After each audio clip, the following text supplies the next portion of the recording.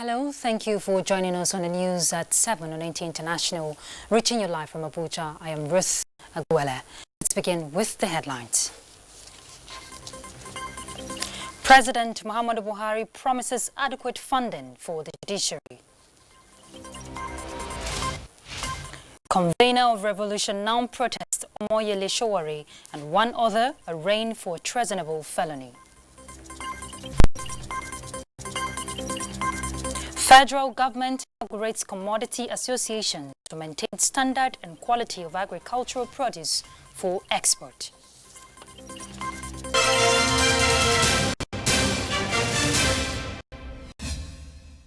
And we begin with the judiciary. President Muhammadu Buhari says the nation's judiciary will continue to be adequately funded by his administration to effectively discharge its responsibilities of interpreting and applying the law as watchdog for evil practices in the country. Inaugurating the annex building of the National Industrial Court of Nigeria headquarters in Abuja, the president, however, called for concerted efforts by the three arms of government towards safeguarding the rights of all Nigerians through fair justice delivery. State House correspondent Adamu Sambo has the details. The annex building of the National Industrial Court of Nigeria is one of the numerous infrastructural projects executed by the retiring president of the court, Justice Babatunde Adejumo, as part of his vision for enhanced labor justice delivery in the country. The building, made up of 3 floors comprising 2 judges' chambers, 2 courtrooms and various offices, will serve as a big relief to the finances of the court hitherto spent annually on rented properties. President Muhammadu Buhari, who congratulated Justice Adejumo for completing the project, said the socio-economic impact of the court cannot be downplayed.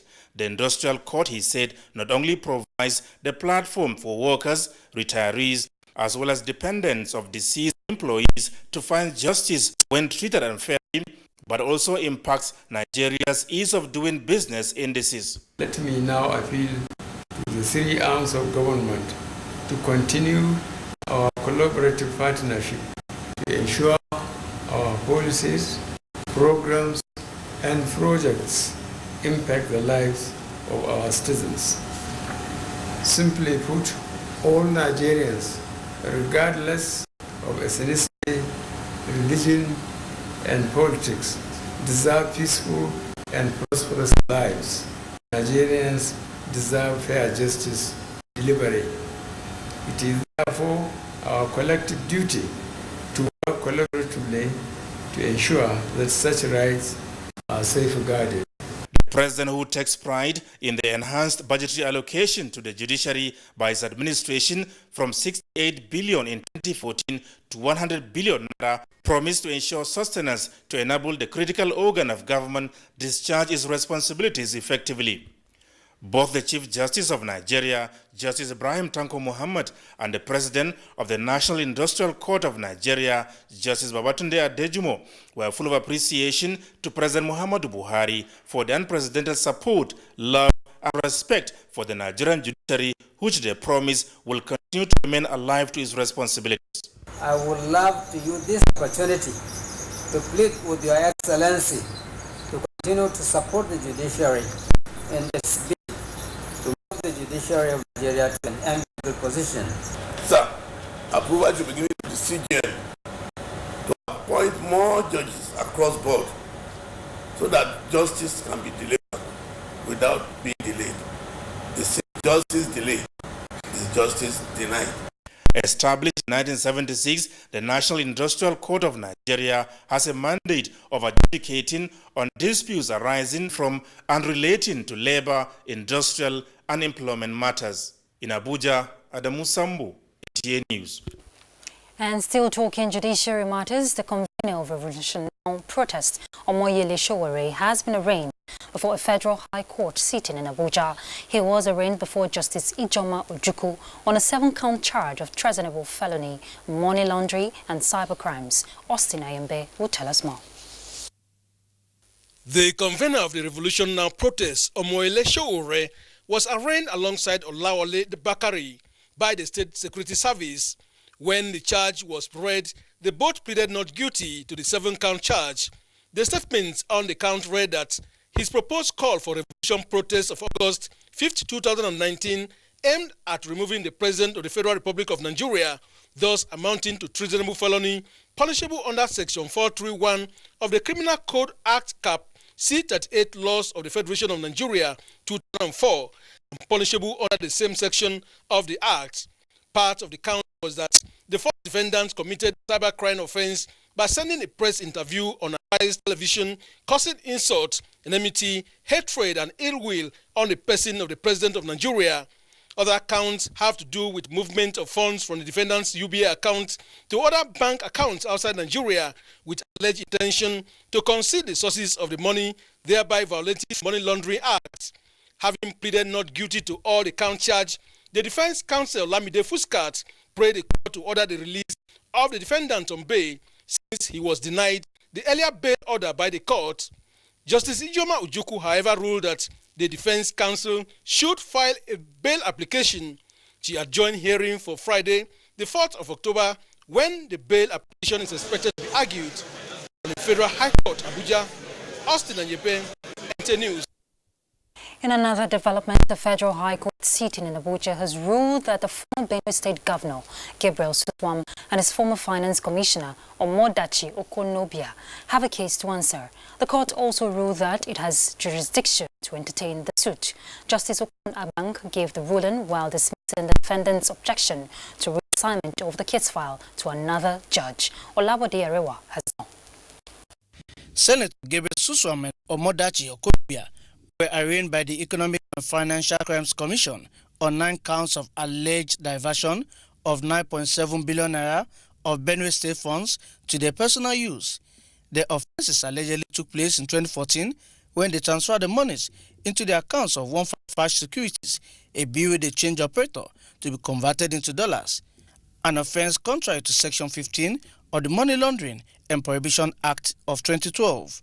The case was formally before Justice Muhammad, who recused himself from the case, following media reports alleging that he had been bribed to kill the case. Upon reassignment of the file to Justice Okon Abang, who dismissed the defendant's objection to reassigning the case. He ruled that Section 98, Subsection 2 of the Administration of Criminal Justice Act 2015, relied upon by the defendants, were inapplicable in this case. The two defendants pleaded not guilty to the corruption charges against them, while the court had also granted them permission to continue on existing bail terms. Further hearing continues on the 20th of October. In Abuja, Olabode Arewa, NTA News. In other news, the Department of State Services has made clarifications regarding media reports that Dr. Chido Onuma was arrested by the service. A report from DSS pointed out that Onuma was never arrested by the service. Rather, he was engaged in an interaction during which an act of his capable of undermining public order and national security was explained to him. The report indicated that the interaction was a symbiotic one between both parties. As part of activities to commemorate Nigeria's 59th independence anniversary celebrations, President Muhammadu Buhari will broadcast to the nation on Tuesday, October 1st, 2019 at 7 a.m. A statement by the Special Advisor to the President on Media and Publicity, Femi Adesina, says television, radio stations and other electronic media outlets are therefore enjoined to hook up to the network services of the Nigerian Television Authority and Radio Nigeria for the live broadcast. Still on independence, the All Progressives Congress felicitates with Nigerians on the country's 59th independence anniversary.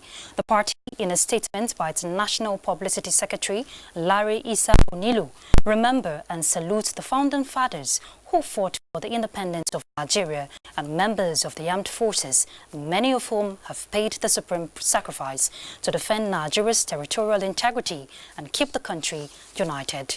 The party notes that in spite of the inherited and current challenges, President Muhammadu Buhari's administration has made commendable strides on so many fronts, most significantly the fight against corruption, diversifying and revamping the economy, curbing insurgency and margin crimes, promoting positive values, strengthening democratic institutions and processes and achieving a respectable international standing. The party admonishes well-meaning Nigerians to engage only in acts that would heal fault lines by promoting ethnic and religious tolerance and peaceful coexistence, which would engender Nigeria's growth and development. Similarly, President of the Senate, Ahmad Lawan, has felicitated with Nigerians at home and abroad on the occasion of the 59th independence anniversary of the country. A statement by Senator Lawan said Nigeria has come of age, with its people increasingly asserting themselves in every sphere of life across the globe. He observed that there is indeed much to be proud of in being a Nigerian, as Nigerians should count their blessings and be driven forward by them. He explained that there is still much to be done to fully realize the lofty dreams that inspired Nigeria's founding fathers in their brave struggle that ended colonialism on the country's shore 59 years ago. Senator Lawan advised Nigerians never to lose sight of their God-given potential and must be prepared to do their part in realizing Nigeria's greatness. President of the Senate says no need for Nigerians to despair as a people, as the leadership of this country is working hard to improve the lives of Nigerians. He assured Nigerians that their representatives in the 9th National Assembly will provide legislative support for every idea and initiative geared towards making Nigeria their pride and beloved homeland. Also, President, Christian Association of Nigeria, Reverend Samson Olashupo Adeni Ayakunle, has joined others to congratulate Nigerians as she marks her 59th independence anniversary. A statement signed by Pastor Adebayo Olade, Special Assistant Media and Communications to the CAN President, says the CAN President believes Nigeria can rise above challenges and be a great nation to the world. He noted that despite the challenges confronting the country, the cooperation of all citizens and its leaders, Nigeria will rise above all her challenges so that the nation can become the great nation that God has designed it to be. Reverend Ayakunle urges all Nigerians to put behind all the divisions because God has decided to tie our destiny together in the nation called Nigeria, while re-emphasizing the need for Nigerians to embrace one another. And away from the independence celebration, President Muhammadu Buhari has described the former Minister of Education, Science and Technology, Ambassador Ibrahim Yarib Abdullahi, one of Nigeria's greatest and patriotic public official. In a statement by Garba Shehu, Senior Special Assistant to the President on Media and Publicity, the President describes the elder statesman who is celebrating his 80th birthday as an outstanding gentleman, passionate to serve his country. The President also praised Yarim Abdullahi, who is also Serikim Bai of Gombe, as an APC elder who contributed immensely to the successes of the party in elections. He prayed God to continue to bless the Serikim Bai with good health and longer life to serve Nigeria and its people even more. To legislative matters now, Speaker of the House of Representatives, Femi Gbajabiamila, has commended traditional rulers for their roles in ensuring peaceful coexistence in their domains. National Assembly correspondent Ami Ali reports that the Speaker stated this while hosting some royal fathers from Akoko East, Akoko West Federal Constituency of Ondo State. Led by the Ulukare of Ikare, Akajiri Saliu Momo, the traditional rulers, in the words of the Speaker, House of Representatives, Femi Gbajabiamila, have honored the leadership of the House by this visit. The Speaker acknowledged the wealth of wisdom of the royal fathers, noting that an interaction with them enables one to tap from their knowledge on local and national issues as they are closest to the people. As you know, if you're following the 9th Assembly, we believe in what we call a joint task, that to build this country, it has to be a joint task of everybody, including your good selves. Many people talk about the fourth realm, or the fourth arm of the realm. They talk about the journalists. I'm sorry, journalists, I know they're here, but we consider our traditional chiefs the real fourth arm of the republic. The visit, according to the Olukare of Ikare, is to commend the Speaker for his leadership qualities, especially in carrying all House members along in the scheme of things, irrespective of party affiliation. They urged the Speaker to use his office to ensure infrastructure improvements in all communities across the country for all-round developments.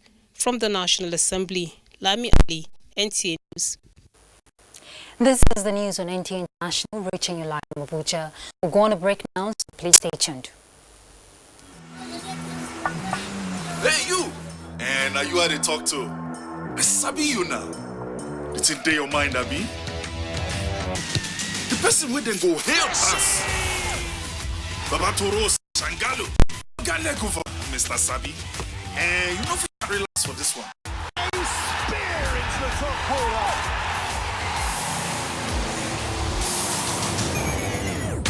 We Sabi say Peking will crawl before in waka. So don't look, no help anybody.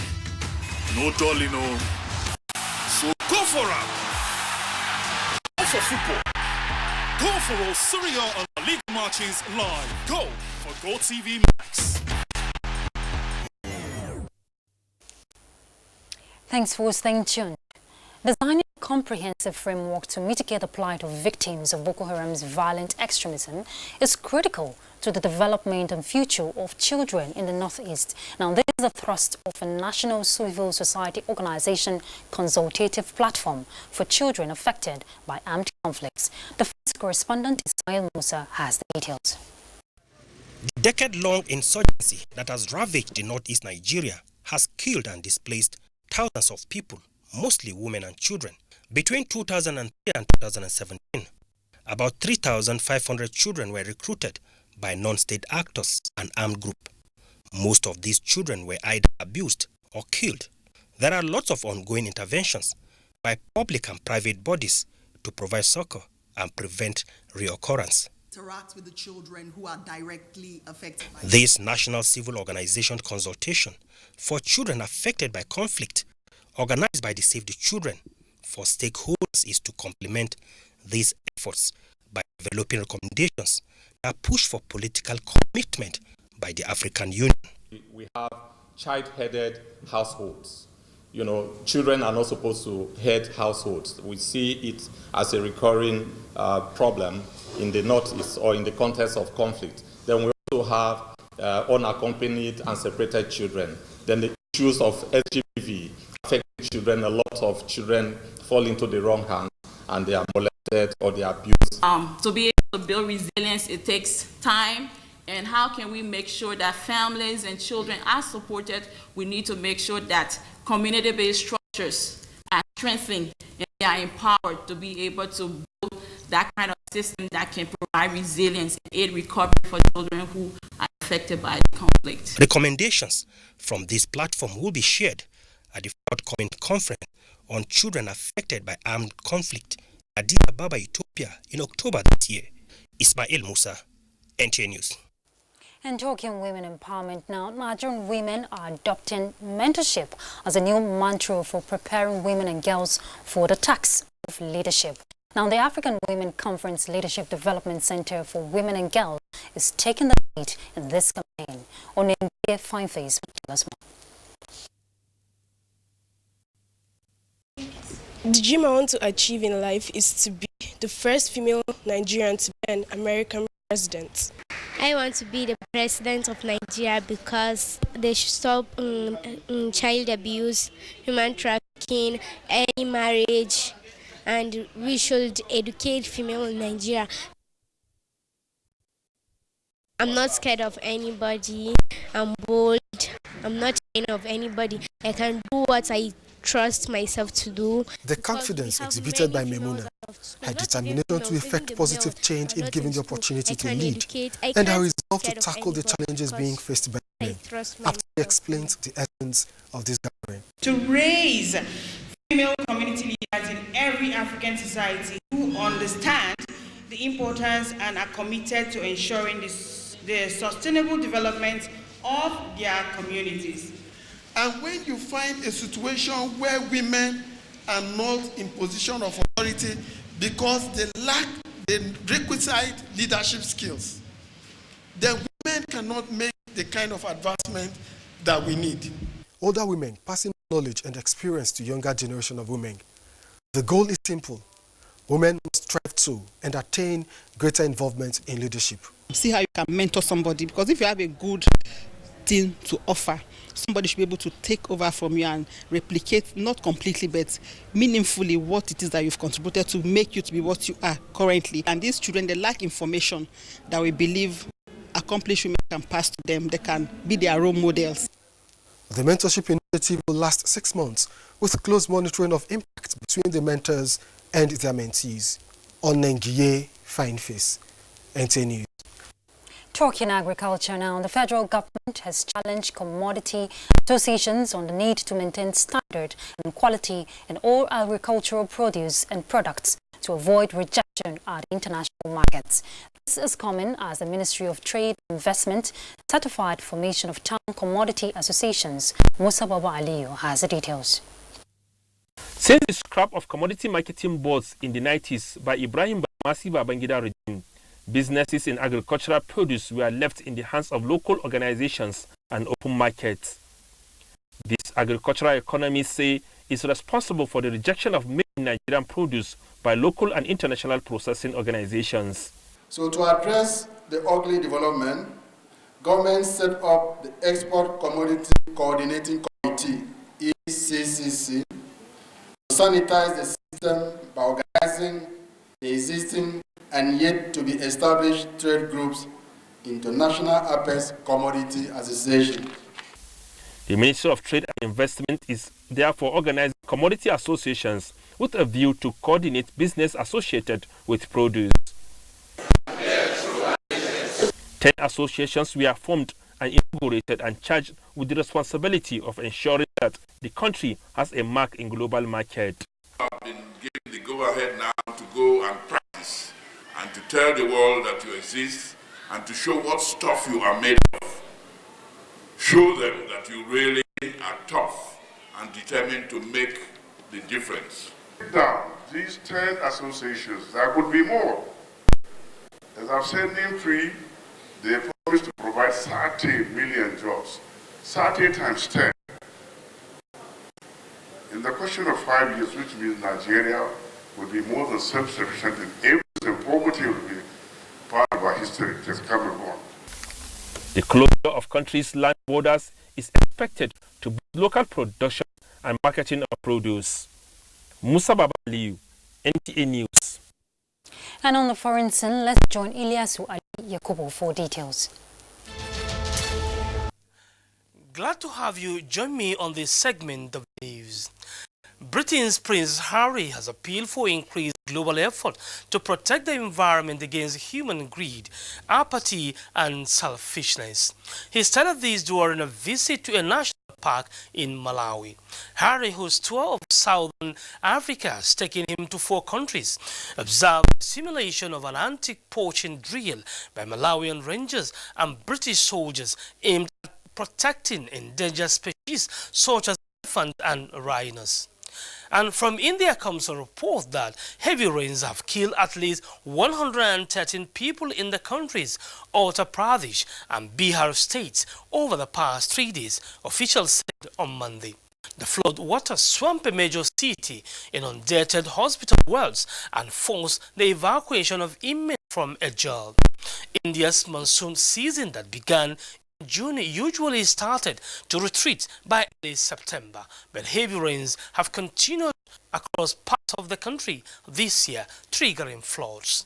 Rising water levels forced authorities to shift 900 inmates from a prison in eastern Balia district. In neighboring Bihar, an impoverished agrarian region that was hit by floods earlier this year, the toll from the latest flooding has reached 20 on Monday. Well, that's it on this segment. My name is Ilyasu Ali Yakubu. The news continues. Thank you, Ilyasu. And talking sports now, Blessing Okagbari fails to progress to the semi-finals of the IAAF World Championship in Qatar, disqualified for lane violation. Olumide Eguntola is our guide on Sports Update.